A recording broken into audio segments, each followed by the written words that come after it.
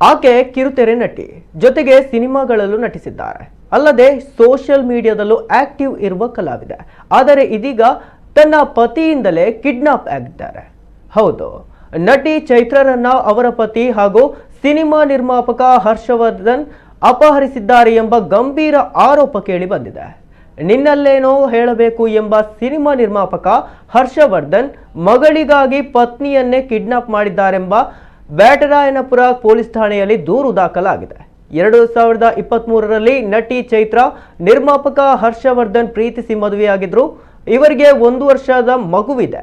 ಬಳಿಕ ಅದೇನಾಯ್ತೋ ಇಬ್ಬರ ಪ್ರತ್ಯೇಕವಾಗಿ ವಾಸ ಮಾಡಲು ಆರಂಭಿಸಿದ್ರು. ಆದರೆ ಹರ್ಷವರ್ಧನ್ಗೆ ಮಗುವನ್ನ ಬಿಟ್ಟಿರಲಾಗಿಲ್ಲ. ಹೀಗಾಗಿ ಪತ್ನಿಯನ್ನ ಕಿಡ್ನಾಪ್ ಮಾಡಿದ್ದಾರೆ ಎನ್ನಲಾಗಿದೆ. ನಿನ್ನ ಮಗಳು ಬೇಕು ಅಂದ್ರೆ ನನ್ನ ಮಗಳನ್ನ ಕೊಡು ಎಂಬುದಾಗಿ ಅತ್ತೆಗೆ ಬೆದರಿಕೆ ಹಾಕಿದ್ದಾರೆ ಎಂಬ ಆರೋಪ ಕೂಡ ಕೇಳಿ ಬಂದಿದೆ.